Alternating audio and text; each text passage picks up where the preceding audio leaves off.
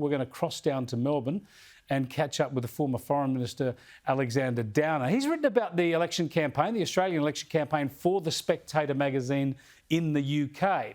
And he argues that to understand what's happening in this election, you have to understand how the pandemic has changed Australia.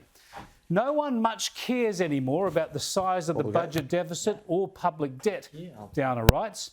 What is more, old-fashioned liberal ideas like freedom and taking responsibility for one's own actions have been jettisoned.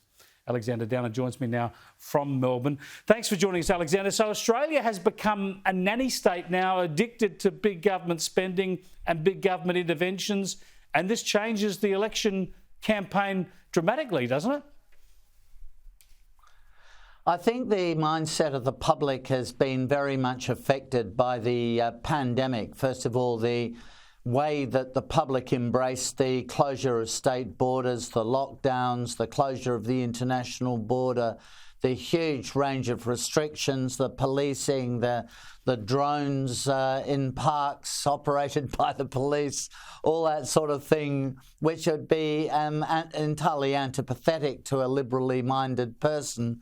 The public embraced it all, and it was all very popular. And added to that, of course, there had to be compensation for people being frozen out of their jobs, and just huge amounts of money were paid out by, particularly but not exclusively, the federal government.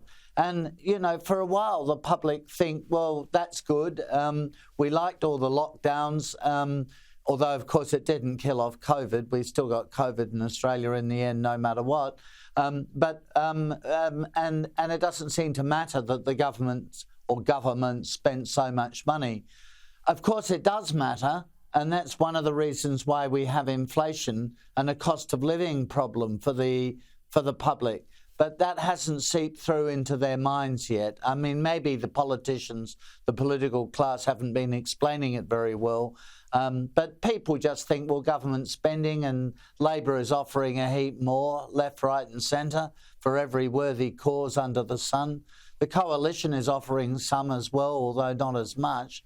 And, you know, and the public think, well, that's great, just spend more money. Doesn't matter where it comes from. But this is the point, right? The Coalition fought with great difficulty for so long to get the budget back to balance, of course, criticising Labor's profligacy and the debt that they'd chalked up.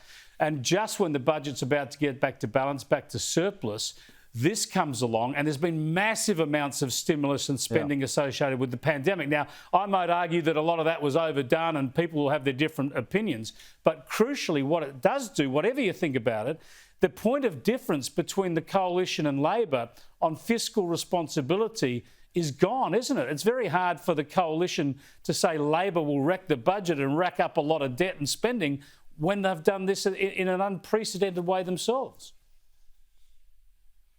Well, the Coalition have obviously started a repair job there, and Labor, not surprisingly, because it's their way, are continuing to make promises, particularly in the areas of health and education, of increased spending. But nevertheless, you know, the broad point is right.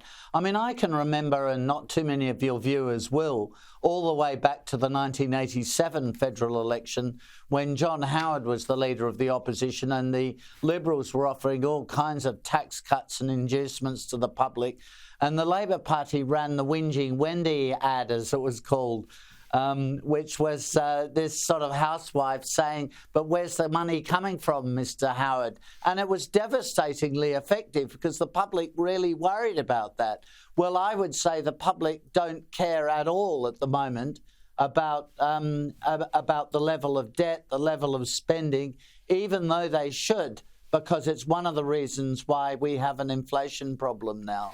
Yeah, look, I agree. I mean, I've been talking about this for a long while, I suppose, that the Coalition has tended to surrender that point of difference about fiscal responsibility, even though, of course, as you say, there's a repair job underway and they would be more responsible. That just the sharp point of difference is no longer there on the economic management topic for now. But then there's another issue, right? There's the climate change and energy policy. And also, by signing up to net zero by 2050, that point of difference has gone for the Coalition over Labor. Yeah, there's still, I find this quite extraordinary, really, but there's still a public perception that if the Australian government did still more on climate change, then somehow that would change the weather. Australia only produces 1.3% of total global emissions. It's signed up to the net zero by 2050. We reduced since 2005 our emissions by around 20%, compared to, for example, New Zealand, whose emissions in that period have declined by about 1%. But you know, there's just no explaining this to the public. They've still got this idea that we're really worried about the increase in energy prices. We're really worried about inflation. We should be doing much more on climate change to reduce coal exports and stop the development of our gas industry, which will have a devastating effect not just on Australian but on global energy prices and on inflation. But, you know, and somebody's got to explain this to the public. It doesn't make any sense. We could close down the Australian coal industry, push up global coal prices massively, push up the price of energy massively, and it would have almost no perceptible impact at all on the climate, almost none. Yeah, it's amazing that this information isn't getting through. As I've often pointed out, we could close down this country, pack up and leave it, and global emissions would be no different about 6 months later. Yet in the polling I showed earlier in this program, over half of Australians think Australia contributes more than 10% of greenhouse gas emissions globally. It's extraordinary. I want to get you on foreign policy. Sorry, I just wanted to quickly switch to foreign policy. There's a delay. Go for it, yep. Now we're both giving each other a go. I was just going to say the political class have a huge responsibility to explain things to the public, though. They've got to explain these things to the public. I think the political class, I think the education system, and I think the media, how they could talk so much about climate but not get those basic facts across is extraordinary. Just on to foreign policy, and of course, if Anthony Albanese becomes Prime Minister, he's going to suddenly have to learn a lot about foreign policy quick because he hasn't really engaged in it until now. Here's a little bit of what he had to say about our relationship with China. China has changed its posture. They are more aggressive in the region. We need to, in the words of the Biden administration, have competition without catastrophe. What are the pitfalls here, Alexander Downer? If there's a change in Prime Minister, will China see that as an opportunity for rapprochement, for trying to mend relations with Australia, or a chance for them to double down on their strategic objectives?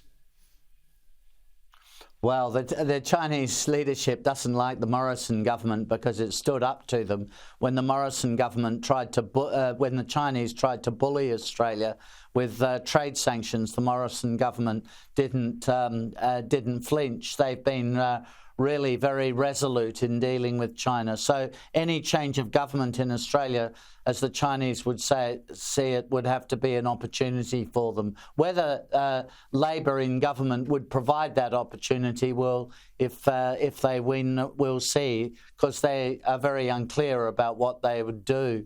But you know, their history is not a history of being robust in standing up to the communist regime in Beijing, so who knows?